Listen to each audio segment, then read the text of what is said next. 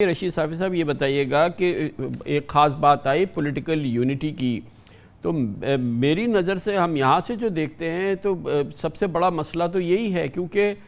جو صوبائی حکومت ہے اس کی وفاق کے ساتھ نہیں بنتی، پھر ریاستی اداروں کے ساتھ نہیں بنتی، ریاست کی اور وفاق کی صوبائی حکومت کے ساتھ نہیں بنتی، اور یہ وہ صوبائی حکومت ہے جس کی بہرحال 3/4 اکثریت ہے وہاں پہ، وہ ایک بہت بڑی پاپولر جماعت ہے،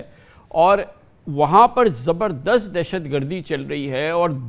اور دونوں ویوز جو ہیں صوبے کے وفاق کے وہ ایک دوسرے سے ٹکراتے ہوئے نظر آتے ہیں۔ پھر اسی دوران ہم نے دیکھا کہ وفاق کی جانب سے بڑی ایک سیریس اور بہت ہی زبردست قسم کی کیمپین آئی جس پر کہا گیا کہ ہم پی ٹی آئی کو بین کر دیتے ہیں، یعنی کہ وہ جماعت جو صوبے کی حکمراں جماعت ہے، جو بڑی پاپولر جماعت ہے، وفاق کا تو یہ آیا کہ حکومت تو چھوڑا، اب اس پارٹی کو ہی پوری بین کر دیتے ہیں۔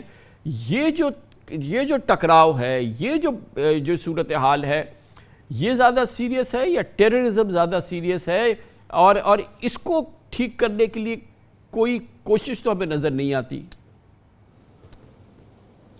جی کامران خان صاحب، آپ نے دونوں مسائل جن کا ذکر کیا، یہ پاکستان کے لیے اور پاکستانی ریاست کے وجود کے لیے ناسور کے شکل میں ہمارے سامنے موجود ہے۔ آپ یقینی طور پر درست کہہ رہے ہیں کہ جو سیاسی ٹکراؤ ہے، بلکہ میں اس سے زیادہ اس کو سماجی ٹکراؤ سمجھتا ہوں، کیونکہ یہ سیاست سے بات بہت آگے چلی گئی ہے۔ اگر ہم قبائلی پٹی کی بات کریں، جہاں پہ اس وقت ایک حصے میں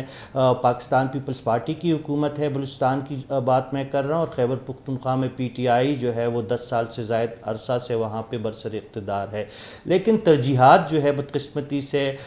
جو وہاں کے سلگتے مسائل ہے، جو سب سے بڑا مسئلہ ہے وہ یقینی طور پر دہشت گردی ہے،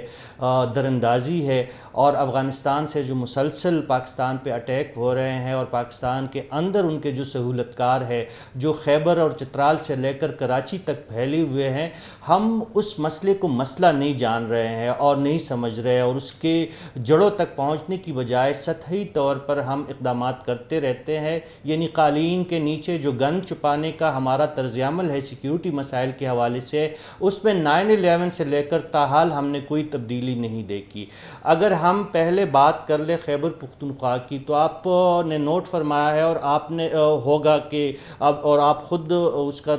اظہار بھی کر رہے تھے، اور میرے جو دو ساتھی ہیں جو اس موضوع کو بہت اچھی طریقے سے سمجھتے ہیں، خیبر پختونخوا کی حکومت کی اس وقت پریارٹی کیا ہے؟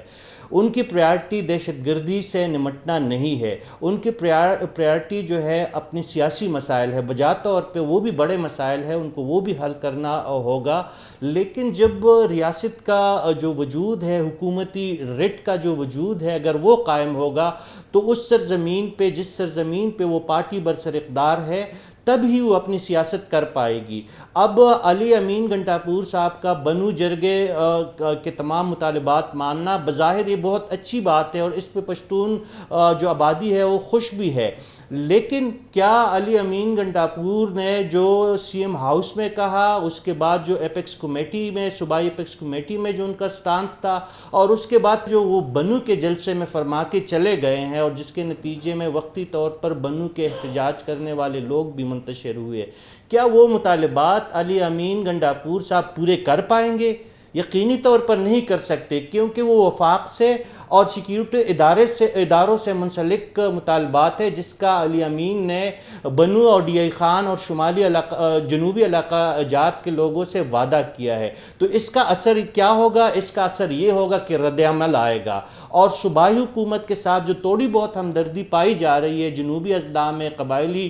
پٹی میں، پھر خیبر پختونخوا کے باقی اضلاع میں، وہ اس سے بھی ہاتھ دھو بیٹھیں گے، وہ اپنے علاقے نہیں جا سکتے۔ وقت ہو گیا ہے ایک چھوٹے سے کمرشل بریک کا، ہم کمرشل بریک لیتے ہیں، اس کے بعد ہم واپس آئیں گے۔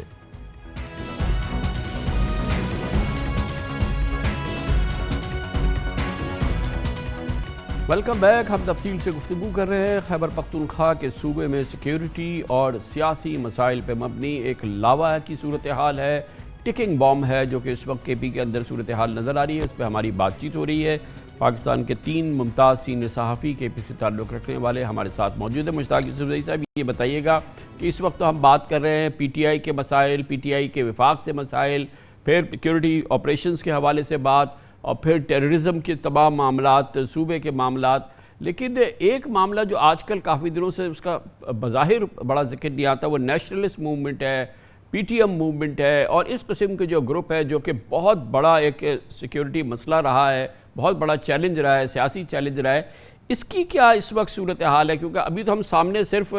دہشت گردی دیکھ رہے ہیں، افغان طالبان دیکھ رہے ہیں، ٹی ٹی پی دیکھ رہے ہیں، پی ٹی آئی دیکھ رہے ہیں، مگر وہ جو پی ٹی ایم والا جو پورا ایک جذبہ، وہ پورا ایک موومنٹ جو ہے وہ اس وقت کہاں ہے؟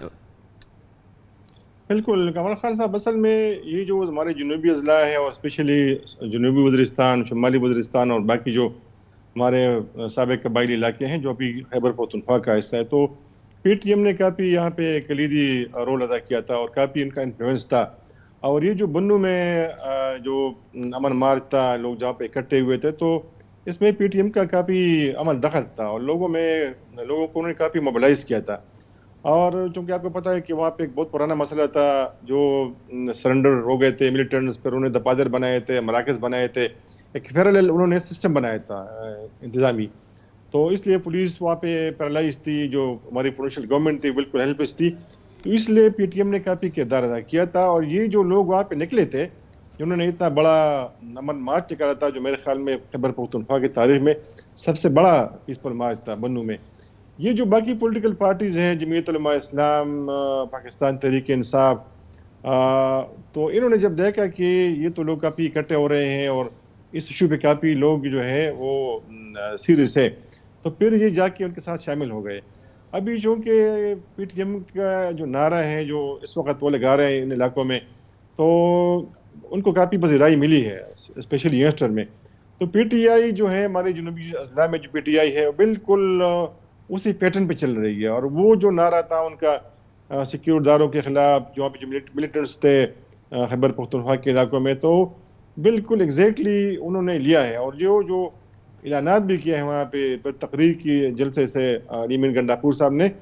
تو ایسا لگ رہا تھا کہ شاید ان کو اندازہ ہے کہ اس وقت لوگوں کو کیا چاہیے. تو میرے خیال میں انہوں نے پوری طرح علی امین صاحب نے اس کو استعمال کیا اس نعرے کو. اور آپ نے دیکھا کہ بار بار انہوں نے کہا کہ میں آپریشن نہیں کرنے دوں گا. حالانکہ آپ کو پتہ ہے کہ جب یہاں پہ ملٹری آپریشن ہوں گے تو پھر ہوں گے، اور اس سے پہلے یہاں پہ ملٹری آپریشن ہو چکے ہیں. اچھا، ایک اور صورتحال ہے، ایک اور معاملہ ہے جس کی میں پکچر چاہوں گا، تصویر ملے. افتخار فردوس صاحب یہ بتائیے گا کہ اب یہ تمام معاملات ڈسکس ہو گئے، اب سرحد کے اس پار جائیے. افغان طالبان حکومت کے ساتھ حکومت پاکستان کے حالات بڑے کشیدہ نظر آتے ہیں، سرحدوں کی صورتحال بڑی کشیدہ نظر آتی ہے. ہمارا خیال یہ ہے کہ جو پاکستان میں دہشت گردی ہوتی ہے وہ افغان سرزمین سے ہوتی ہے، اور بہرحال افغان طالبان حکومت کو ان کو کسی صورت سے اس کی سرپرستی حاصل ہے. تو یہ افغانستان کے ساتھ ہمارے تعلقات، سرحدی علاقوں کے معاملات، پاکستان کے الزامات، اس کا اگر احاطہ کریں افتخار فردوس صاحب. کامران صاحب، افغان طالبان کا جو مسئلہ پاکستان کے ساتھ چل رہا ہے اس کی چند بنیادی وجوہات ہیں. پرسوں میری ان کے ترجمان سے جو ہے وہ بات ہو رہی تھی، ذبیح اللہ مجاہد صاحب سے. انہوں نے بہت کلیئرلی اس بات کو ڈینائی کیا ہے کہ ہمارے ساتھ تو کوئی افغان طالبان یعنی کوئی پاکستانی طالبان جو ہے وہ موجود نہیں ہے، بلکہ ہم ان کو ریفیوجیز جو ہے وہ مانتے ہیں. جو ان کے باقی رہنما ہیں وہ یہ بات کرتے ہیں. جو ہمارا ان کے ساتھ ایشو ہے وہ صرف اور صرف آبویسلی ایک نیشنل سیکیورٹی سے ریلیٹڈ ٹی ٹی پی کا پرابلم ہے بھی، لیکن اس کے علاوہ جو سرحدی تنازعات ہیں جس میں آبویسلی امریکہ کے آنے کے بعد کچھ انکرجنز اس سائڈ سے یہاں پہ ہوئی تھی اور یہاں سے اس سائڈ پہ ہوئی تھی. بار بار جب بار لگانے کے لیے جاتے ہیں تو تقریباً کوئی 21 پوائنٹس ایسے ہیں جس پہ افغانستان کے ساتھ تنازع ہے اور اس میں بھی کیجولٹیز جو ہے وہ ہو جاتی ہیں. اس کے علاوہ ہمارے ساتھ ٹریڈ کا ایک بہت بڑا پرابلم ہے. ایک تو آپ ٹرانزٹ ٹریڈ دیکھتے ہیں جس کو ابھی ایک ڈیبیٹ بنی ہے پاکستان کے اندر، اور اس کو عزم استحکام کا حصہ بھی بنایا ہے کہ افغانستان جو پروڈکٹس ہم بیچتے ہیں وہ واپس آ جاتے ہیں اسمگلنگ کے تھرو. اس کے علاوہ جو بائیلیٹرل ٹریڈ کا ایشو ہے، اگر آپ اس کا کوانٹم دیکھیں تو تقریباً پچھلے 20 سال کے اندر نہ حامد کارزائی کی حکومت کے اندر نہ اشرف غنی کی حکومت کے اندر جو والیوم ہے وہ اس ٹائم پر سب سے لو ہے افغانستان کے ساتھ جو ہمارا ٹریڈ ہے.